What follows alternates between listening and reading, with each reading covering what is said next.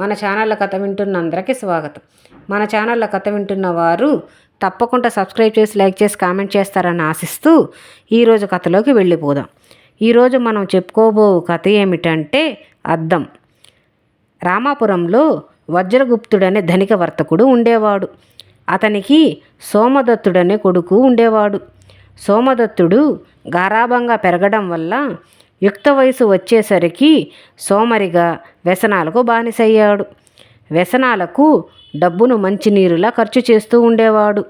కొడుకును మార్చడానికి వజ్రగుప్తుడు చేసిన ప్రయత్నాలన్నీ విఫలమయ్యాయి.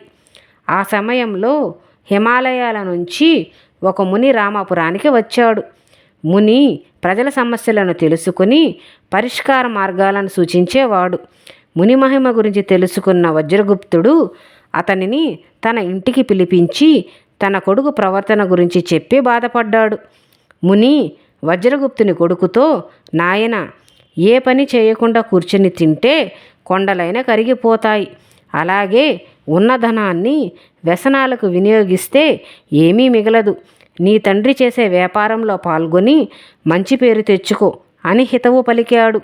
ఆ మాటలకు సోమదత్తుడు, స్వామి, మా తండ్రి లెక్కలేనంత ఆస్తి సంపాదించాడు. అందువల్ల నేను సంపాదించాల్సిన అవసరం లేదు. ఉన్నదాన్ని అనుభవించడంలో తప్పు ఏముంది అని సమాధానం చెప్పాడు. అప్పుడు ముని సోమదత్తుడి వైపు చూస్తూ ఏదో గుర్తుకు వచ్చిన వాడిలా సంచి నుంచి ఒక పొట్లం తీసి, నాయన, సాయిబాబా గుడి నుంచి తీసుకువచ్చిన ధుని ఇది.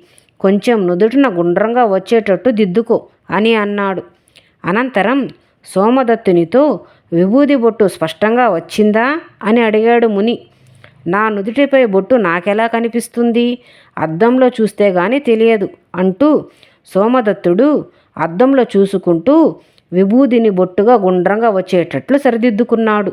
అప్పుడు ముని చిరుమందహాసము చేస్తూ, చూడు నాయనా, మనకు కనిపించని నుదుట విభూది మాదిరిగానే మనసులోని దురలవాట్లు, తప్పులు మనకు తెలియవు.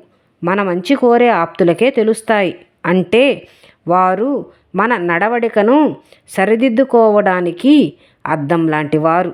కనుక మన క్షేమం కోరి చెప్పేవారి మాటలను విని జీవితాన్ని సరిదిద్దుకోవాలి అని బోధించాడు.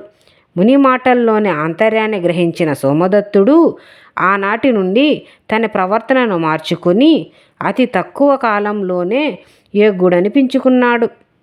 కథ విన్నారు కదా. రేపు ఇంకొక మంచి కథలో మళ్ళీ కలుద్దాం.